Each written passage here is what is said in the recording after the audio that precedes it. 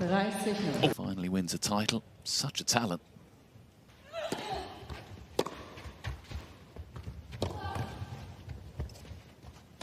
Yeah, lovely work.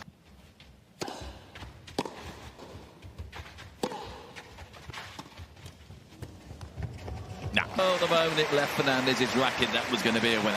Kagulat World. Hindi napigilan ng buong tennis world ang malalim na buntong hininga.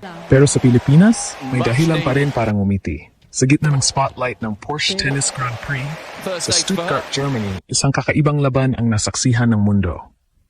Sa isang side ng court, ang pride ng Pilipinas, Alexandra Ayala, 20 years old lang at world number 45. Sa kabilang side naman ang US Open finalist at world number 25 na si Leylah Fernandez. Dalawang lefty, dalawang rising stars, at higit sa lahat, dalawang atleta na may dugong Pilipino. Ang resulta? 1-6, 4-6. Panalo si Fernandez sa opening round sa Stuttgart. Pero kung akala ninyo simpleng pagkatalo lang ito, nagkakamali kayo. Dahil kahit natapos ang laban sa loob ng 1 oras at 28 minuto, malinaw sa buong mundo na hindi umatras si Alex sa laban. Matindi ang unang set kung saan agad nag-establish ng control si Fernandez sa baseline rallies. Ngunit sa second set, nagbago ang ritmo. Lumaban si Alex, nakakuha ng break, at pinakita ang composure na inaasahan sa isang top 50 player sa WTA Tour. At dito nagsisimula ang mas malaking kwento. Kahit first round exit ang resulta, hindi umuwi si Alex na luhaan. Sa halip, umuwi siya na may halos 800 pesos prize money, halos 1 milyong piso para sa isang laban sa WTA 500 level tournament. Para sa marami, maliit na detalye lang yon. Pero sa realidad ng professional tennis, ito ang fuel ng career. Training, travel, coaching, at ang susunod na laban. Isipin ninyo, ilang taon lang ang nakaraan, si Alex ay junior champion pa lang na nangangarap makapasok sa elite level.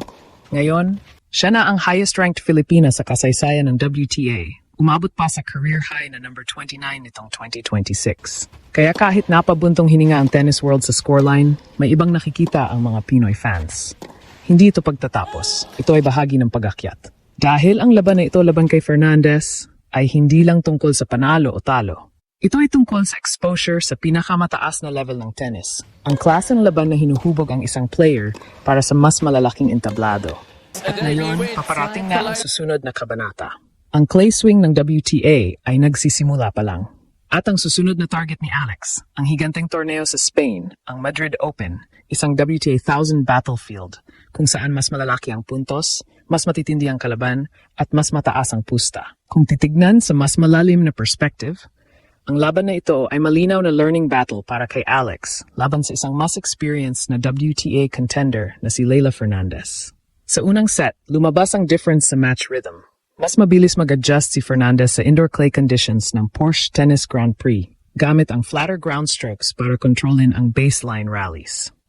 Pero ang mahalagang takeaway ay ang second set response ni Alex. Ipinakita niya ang mental reset na inaasahan sa isang top 50 level player. Mas mahahabang rallies, mas aggressive forehand patterns, at mas matalinong shot selection. Ibig sabihin, kahit natalo sa scoreboard, napatunayan niyang kaya niyang makipagsabayan sa mga established WTA names.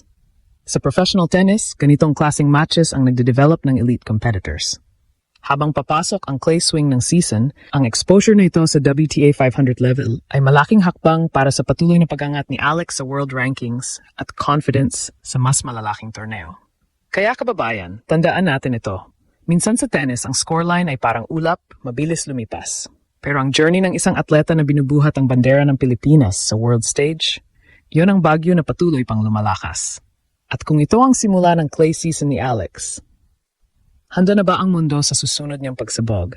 Kung may isang bagay na malinaw sa gabi ng laban sa Stuttgart, ito ay, hindi na outsider si Alexandra Ayala sa WTA Tour.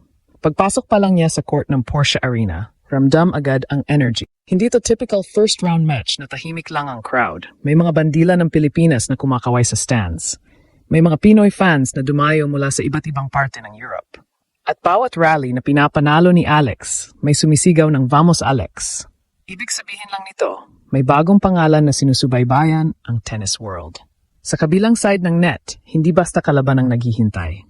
Si Leyla Fernandez, ang dating finalist ng US Open noong 2021, ay kilala sa kanyang fearless baseline game at big match mentality. Bata pa rin siya, pero sanay na sa pinakamalalaking stage ng tennis. Kaya mula pa lang sa unang rally, parang chess match ang laban. Si Fernandez ang unang nag-set ng tempo. Gumamit siya ng flat ground strokes at mabilis na ball timing para kontrolin ang pace ng rally. Sa indoor clay ng Stuttgart, mahalaga ang early strike dahil mas mabagal ang bounce kumpara sa hard court. At doon nakita ang experience advantage ng Canadian star. Si Alex naman ay gumamit ng mas mabibigat na topspin forehand, isang style na mas natural sa clay. Pero dahil debut pa lang niya sa ganitong klase ng indoor clay conditions sa WTA 500 level, kailangan niya munang basahin ang rhythm ng court. Doon naging mabigat ang unang set. Mabilis na nakabreak si Fernandez at tuloy-tuloy ang momentum hanggang matapos ang set sa score na 6-1. Sa scoreboard, mukhang one-sided ang laban. Pero kung titignan ang rallies, may mga glimpses na agad ng potential ni Alex. Mabilis na footwork, solid defensive slides, at mga forehand na kayang mag-open ng angle sa baseline. At dito nagsimula ang tunay na kwento ng laban. Dahil sa tennis, may isang katotohanan na alam ng mga veterano. Ang unang set ay madalas test lang ng survival. Ang second set, ang tunay na laban. At dun magsisimulang magbago ang takbo ng gabi para kay Alex. Pagpasok ng second set, ibang Alex Ayla na ang nakita ng crowd sa Stuttgart. Mas kalmado ang galaw, mas malinaw ang decision-making, at higit sa lahat, mas agresibo ang mindset. Sa unang bahagi ng set, nagkaroon ng mas mahahabang rallies. Hindi na agad natatapos ang puntos sa unang dalawang palo. Pinilit ni Alex na i-extend ang exchanges, pinapagalaw si Fernandez sa buong baseline. Ito ang tactical adjustment na kailangang gawin laban sa isang player na mabilis mag-take ng control sa rally. At doon nagkaroon ng breakthrough moment. Nakakuha si Alex ng break-up opportunity at hindi niya ito pinalampas. Sa isang matinding rally na puno ng cross-court exchanges, nagkamali si Fernandez sa forehand. Biglang nag-cheer ang crowd. Break para sa Pilipinas. Sa puntong iyon, ramdam na ramdam ang tension sa arena. Ang laban na mukhang mabilis matatapos ay biglang naging tactical battle. Pero dito rin pumasok ang big match IQ ni Fernandez. Sa gitna ng pressure, nag-adjust siya ng strategy. Mas naging patient siya sa rallies at pinilit na i-target ang backhand side ni Alex. Sa clay, ang consistency ang tunay na sandata at iyon ang ginamit ng Canadian star para unti-unting mabawi ang momentum. Nagkaroon ng ilang crucial games kung saan parehong nag-save ng breakpoints ang dalawang player.